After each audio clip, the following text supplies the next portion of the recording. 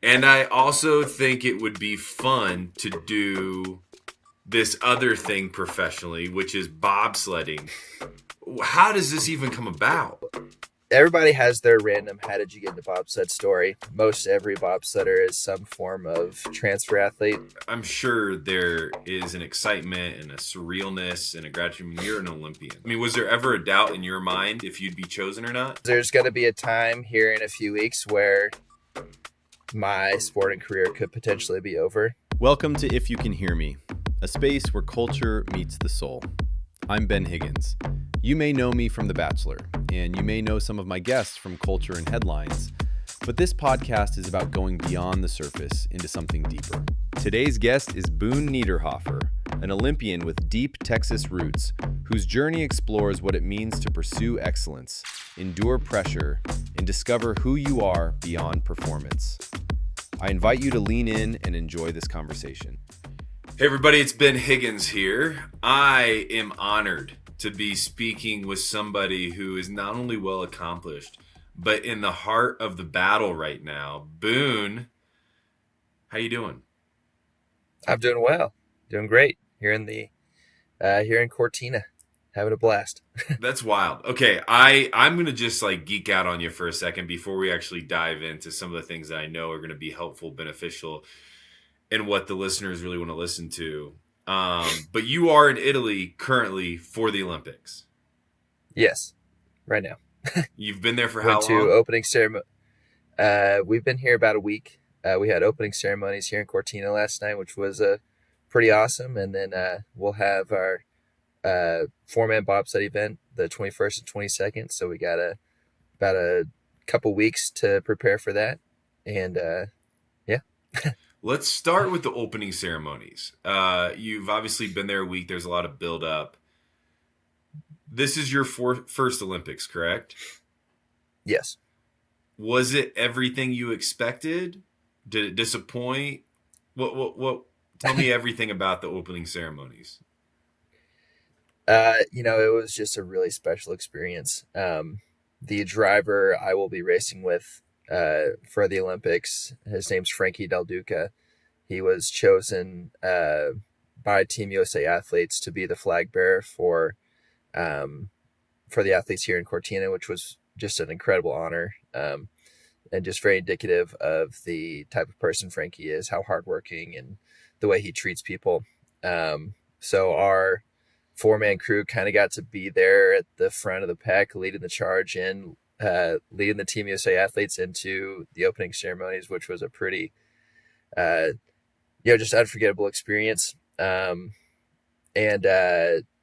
just a great way to celebrate our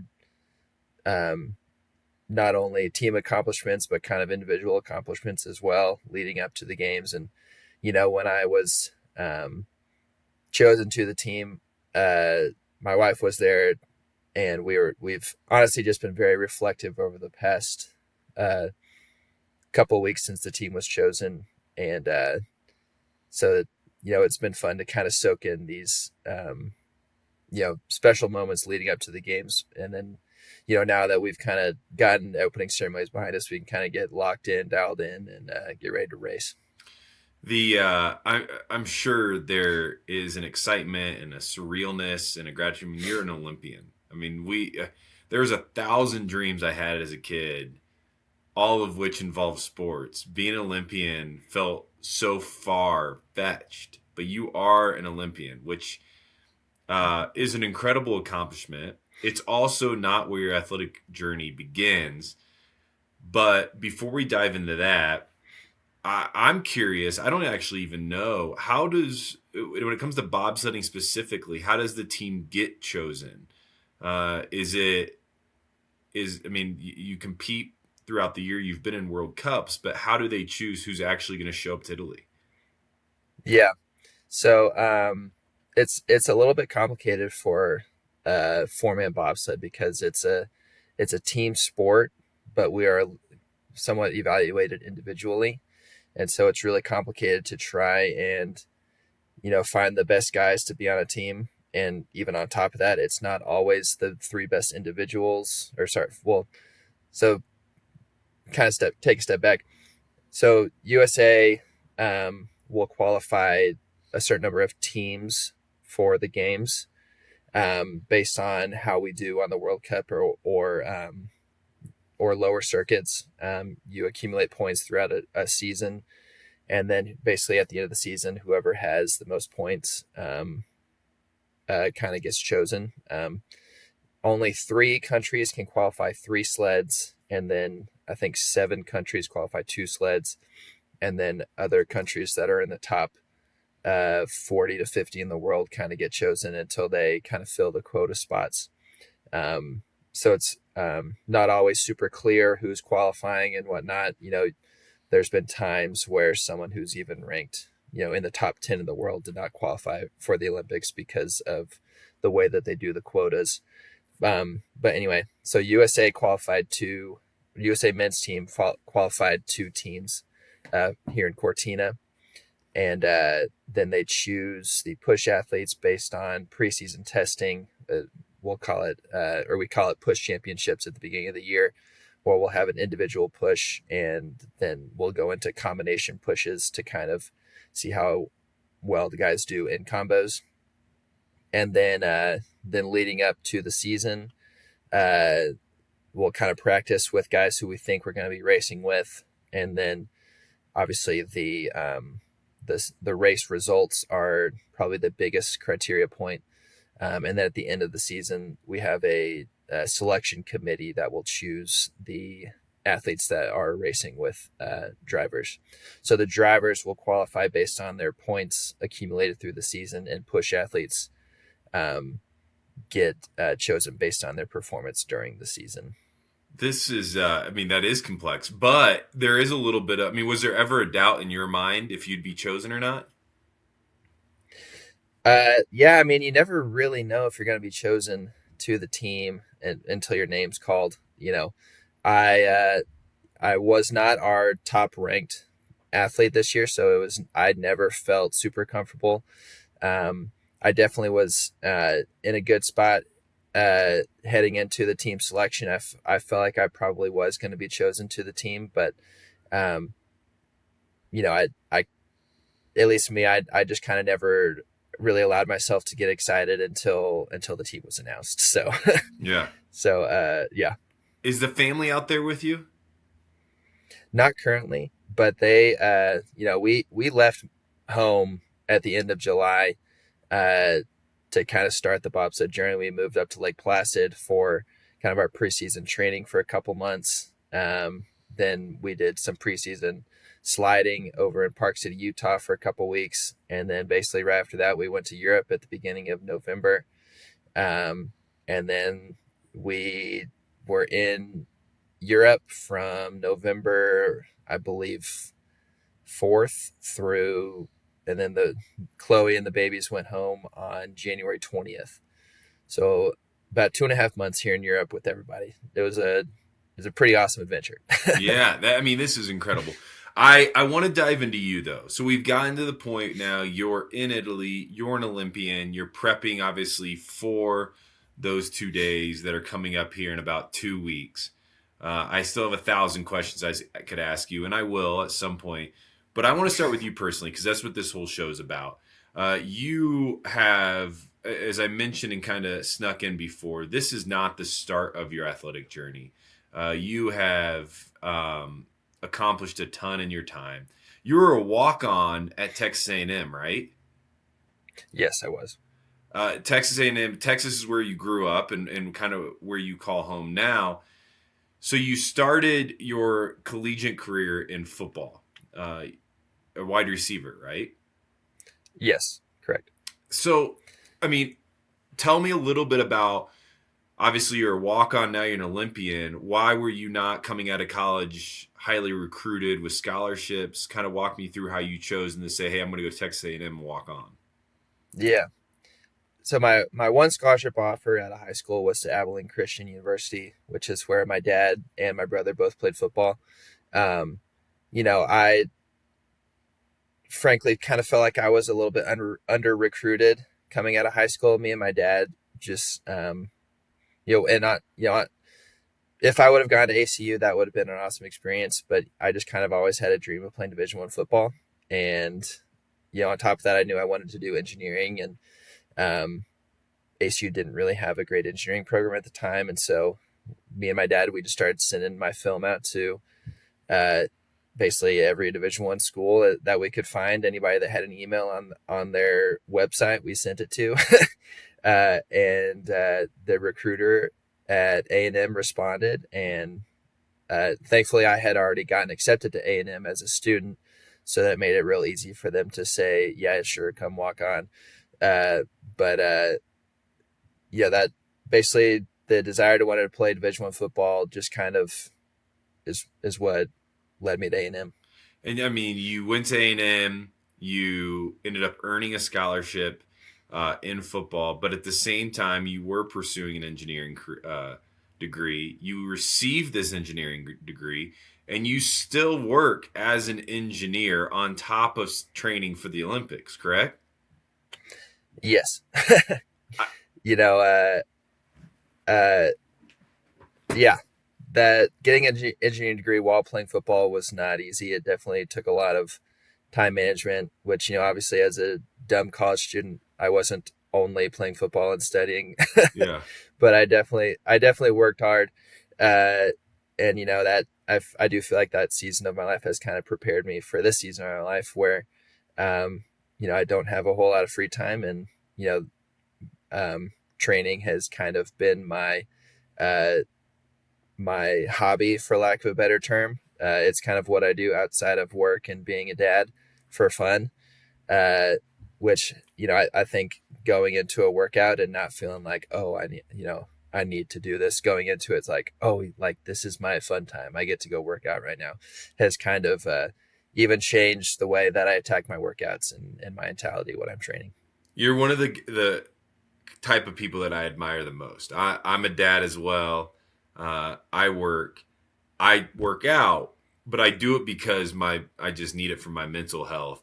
But at some point in time, you were so driven, Boone, that you said, I'm a dad, I'm a husband, I'm a former college athlete, I'm an engineer, and I also think it would be fun to do this other thing professionally, which is bobsledding.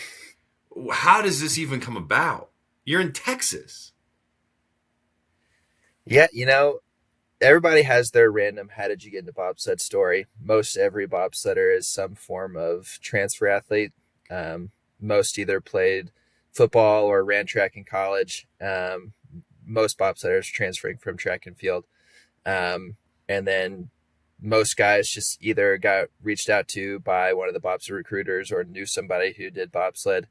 I had a teammate at A&M. His name was Sam Miller, also from San Antonio, also a walk-on.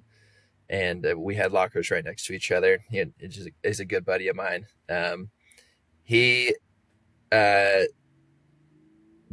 the bobsled team a couple years before me, and right out of school, I went to go work for an oil and gas company. And that company had got bought out after about a year and a half of me working there. And Sam and I were just catching up on the phone one day, and I told him about my job, and he was like, dude, if you're not working right now, just come try out.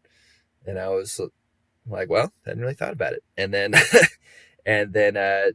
kind of just dove all into training, put the job search on hold, and competed full time for 3 years last quad. Oh, Boone, you've got so much going on and so much coming up. Obviously, through all of this, I was kind of doing some background research on you and learned so much about you. And you are such an interesting person to kind of dig into because you have accomplished so much in your life. And you're sitting right now in the Olympic Village as you prepare to accomplish one of the greatest feats of any human, which is to compete in the Olympics. And through this all, your faith has been not only something you've been open about, but it's been a driving force behind all of it. I guess I feel weird when I say open about it because once you have an interaction with the divine, you can't help but be open about it, I think. But you have spoken publicly about it. Can you walk our listeners through and myself through your faith journey? Yeah. So I grew up in a Christian home. Both my parents are very strong believers. My dad was actually the youth minister at the church we went to. So he was my youth minister all through my childhood, through high school.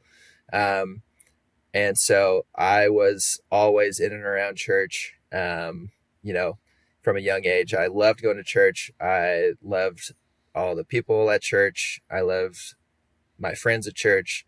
I was at church every Tuesday, Wednesday, Saturday, Sunday. And so it just was just an integral part of my childhood. And I loved Jesus from a young age. I was somewhat of a shy kid growing up. And so I never really took the leap to get baptized because I didn't want to stand in front of people. Which actually, when I was in freshman high school, it actually kind of, that kind of allowed me to make that choice, when I was a little bit older, which was kind of cool. So I, accepted Jesus from a young age, but got baptized, made that a public statement when I was a freshman in high school. And, so I always had a strong faith base. Was not perfect with my faith through college. Never always made the right decision, but one thing that kind of really helped me kind of get back on track right out of college. So I tore my ACL my senior year at A&M, which I wanted to go through the pro day, but didn't get that opportunity. Which, allowed me to go work in Houston for a little bit. But prior to doing that, I got to be a counselor at Candid camps, which honestly just really kind of got me ready for going into my working career. When you are unplugged from the internet and really all you're doing all day is trying to pour into high school kids, I think it really just kind of changes your mentality on life. And, not that I was ever not a Christian in college, but I definitely was not perfect in my faith. And so that kind of, and then, I don't think anybody ever is perfect in their faith, but it definitely, got me back on just the desire to want to pursue Jesus. And so, that really a year later, I met what is now my wife, and I don't think she would have liked me very much had she met me about a year prior. Yeah, I mean, and now you have a family. How many kids? Two, right? We have a 3-year-old girl named Karis, and we have a 1-year-old boy named August. Are they going to come join you? They will. Yeah, and they were here the whole World Cup tour too, and when the 4-man week, they'll come back for the week of the 4-man race with my parents and my wife's parents, and my siblings are going to get to come. I'll have a few aunts and uncles and some friends there, so we'll have a pretty good cheer section. And they get to enjoy Italy, the best. Yes. You spoke about obviously the transition out of college and propelling your faith forward. You now sit in Italy at the Olympics. Is faith, kind of give us a sneak peek, how much of a conversation is faith happening amongst the Olympians that are there right now? I would say not very much. There's definitely a handful of people that I know that are strong believers on my team, and some other people that I've met in sport. But it's definitely a secular environment, and so one cool thing that our team, when we are in Lake Placid training, we try to have a weekly Bible study. So there's definitely an environment where there's a good environment for Christians to kind of get together and talk about Jesus at times, but it's not, it can sometimes be a tough environment to be a Christian because you can somewhat feel isolated as someone in the minority. is there resources available to the Olympians? I mean, are you guys is there any availability to gather outside of maybe you setting up a Bible study while you're over there? Um, Not really. I would say it's more individual driven.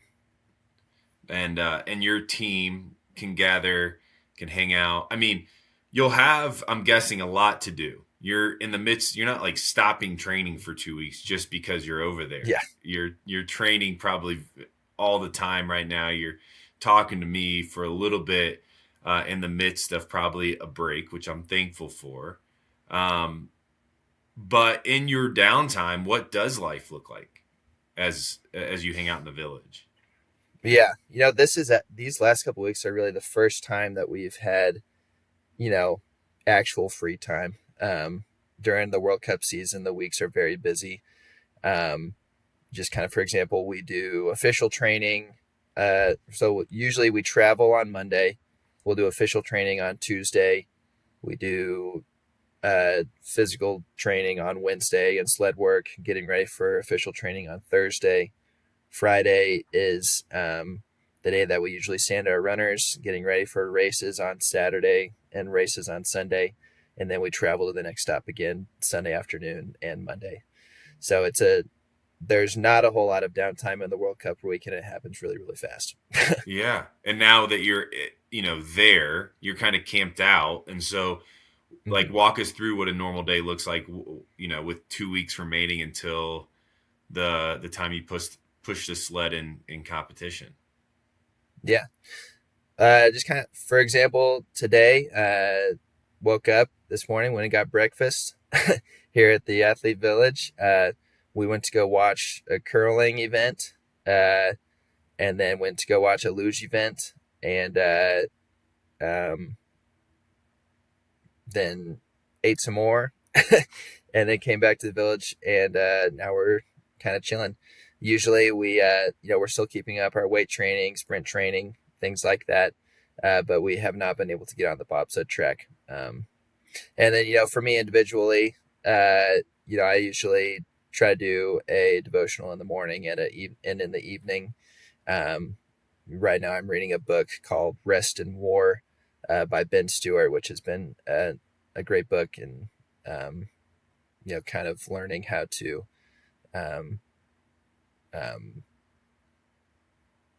just basically keep a faith rhythm in the midst of chaos in life. And me and my wife, we obviously are believers ourselves, and are trying to instill that into our children as well. Yes. Are you getting time to FaceTime with them in the midst of all this also? Yeah, the time change makes it a little bit difficult. Sure. Especially when, family is working during the day. Usually we'll FaceTime in the morning and then find a time in the afternoon. So it was really fun having the family here. And then now for the last couple of weeks, being separated for them has been tough at times. I'm sure. No, I'm sure. I think most people could agree. Being separated from the family, even when you're doing something as important and spectacular as you're doing, it's still difficult. Boone, just a few more questions for you, more personal, if you don't mind. Yeah. Outside of a gold medal, which is why, one of the big reasons why you're there. What do you hope you get out of this experience of competing in the Olympics? Yeah. I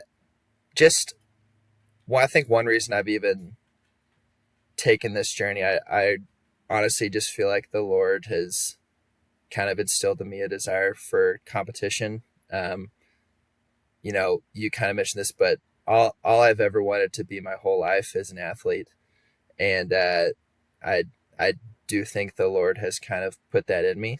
And, even when I got the itch to want to do bobsled again after after not making the games in 22. And then, wife and I, we felt like we needed to go get a real job for a little bit.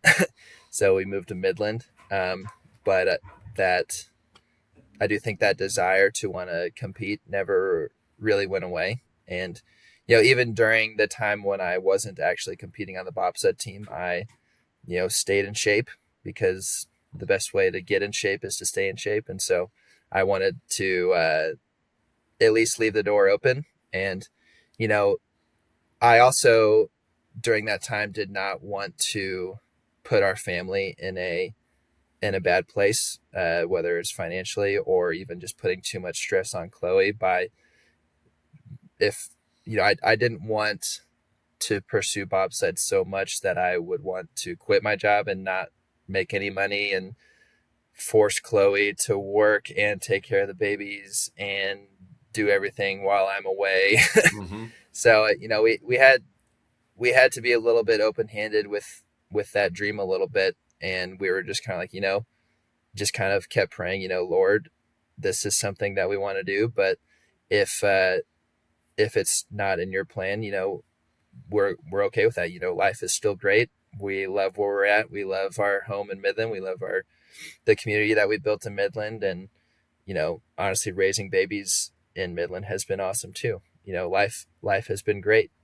This has just kind of been a dream. And the fact that the Lord kind of just kept opening doors. I went, so my first job when we moved to Midland was, it was a fantastic job. And then when we kind of were like, what, let's just see if we can make this happen, I went and asked my employer if they would allow me to compete on the bobsled team while working, and basically got a hard no. And so I started job searching, and just was kind of upfront with what I wanted to do. Basically I didn't want to waste people's time. So that was kind of one of the first things I brought up in the interview. Was like, hey, this is what I want to do. Would you consider this?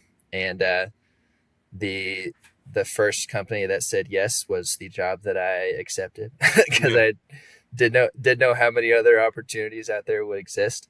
And that ended up being one of the best decisions we ever made. I feel like the Lord, even when we moved to Midland, that was never like something we dreamed of doing. We always wanted to be near family. When we moved to Midland, we were living near Chloe's parents, which was amazing. And then even just knowing Chloe was pregnant when we moved, it was like, do we want to move to Midland and move away from family when we're about to have a baby? But, just through prayer, we just felt really good about the job in Midland. And so we dove in, and that kind of, just the Lord just kind of kept putting things in place for this even to happen. And so, what I want to get out of this, I just hope that I am using the gifts and abilities that God has given me to bring glory to Him. And, I do know I'm not perfect all the time, but I do try to live in a way that people can see that I am a Christian. I try to have a positive attitude whenever I can. I try to see the positives in things and just generally try to live with joy. And, and I hope that, however the Lord has, used my journey has brought people to Jesus. I don't always know whether that's happening or not. And, I won't know until we get to heaven, but that I hope is what I get out of this. What I'm imagining too, more and more people are going to hear your story as the weeks continue here, all across the United States, all across the world, really, and be captivated, I'm sure, by that little something different that you exhibit, that you live by, that you show, while you are also wearing the red, white, and blue. Final question for you. this has been a wild journey. I mean, as I said, you're one of those types of people that I look at and I go, goodness, he's got it all. He's an engineer. He's a college athlete. He's a professional athlete. He's a husband. He's a father. But I'm assuming it's not just that easy, that I can see the outcomes, but I can't necessarily see the things in between. Again, now that you sit where you're sitting without knowing the outcome of the events, hoping for the best of outcomes, what have you learned about yourself personally, kind of as you've had time now to take a step back and reflect in some moments of quiet outside of the World Cup chaos? Yeah. One, I just know I would not be able to get through this without having a relationship with Jesus. One, my mom has kind of said this, but she'll sometimes say like, man, I don't know how people get through life without Jesus. Just having a hope in something greater. Because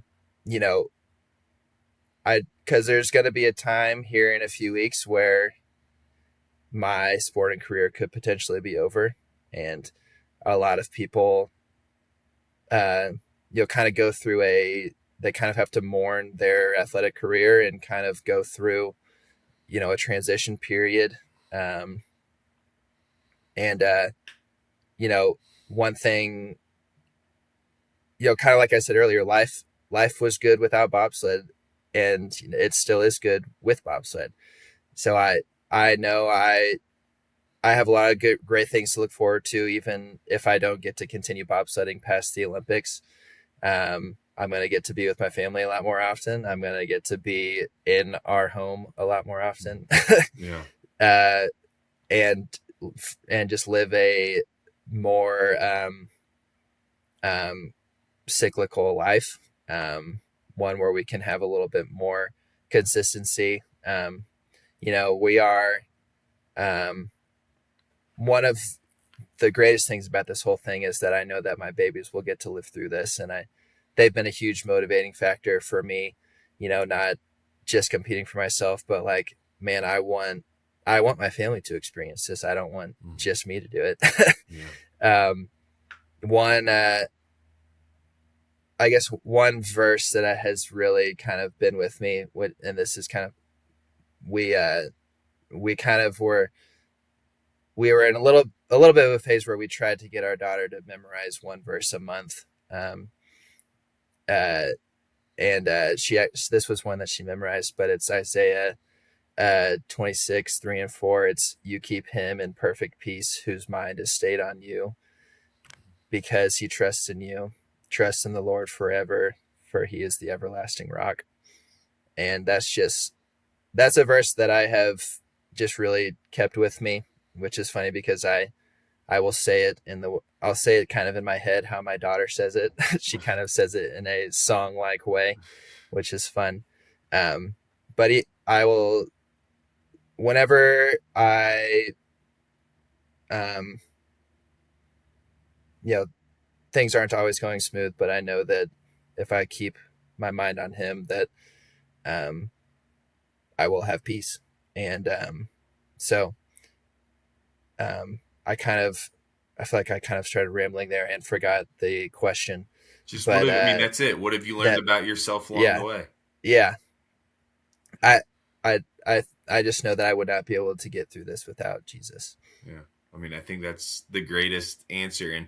And one, I just got back from the Super Bowl Boone, and I did some interviews out there, and people asked, because of the face show, hey, it seems like a thing now where everybody, when they get off of out of a game, they think the Lord, they think Jesus, and what exactly are they thanking them for? And I was like, it's a good question. That actually is a great question. What exactly are they can't be thanking them for the win, because both teams, I'm assuming, had people that are fighting and competing in the Lord's name, but they're thanking them for the gifts, and they're thanking for the opportunity. I'm assuming, Boone, you're in a better position to answer this question than I am.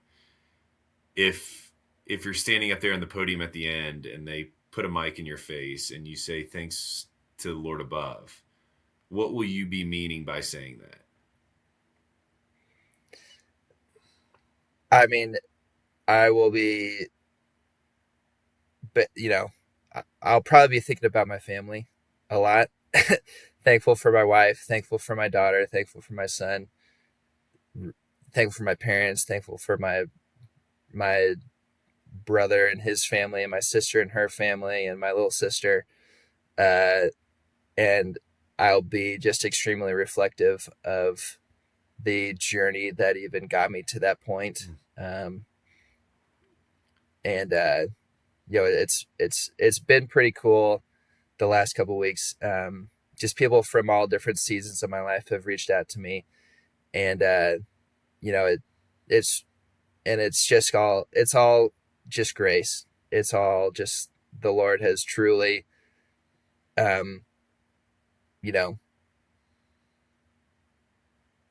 just paved the way. I don't really know how else to say it. And even if it didn't happen, I would be thankful for my life up until this point. And that truly is like a dream of mine, to have a camera or have a microphone put in my face and say, I'd really just like to thank my Lord and Savior Jesus Christ. So if that happens, that'll be really awesome. Yeah. I mean, it inspired me as a young kid. I remember David Robinson played for the San Antonio Spurs. He actually went to my church growing up. Oh, well, see, look at this. In San Antonio. I'll never forget the day I watched him as a little kid say, I want to thank Jesus. And as a little kid following Jesus, going, wow, there's an adult that I admire, that I look up to, that's loving the same thing, that's desiring the same thing, that's pursuing the same thing. It inspired me, and I'll never forget it.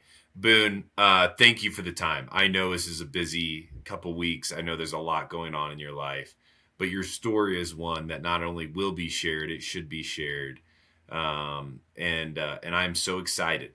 I'm so excited to see you compete, to watch you compete, but also to know that at the back end of everything, I have a little bit of a glimpse, and so do our listeners, at your not only what your mind will be thinking as you're flying down the hill, but also to know what your driving force is. I appreciate it. Yeah, thanks, Ben. Thanks for having me on. Hey, friends, thanks for listening or watching. Would you take a second, follow, subscribe, and drop a comment? It really helps.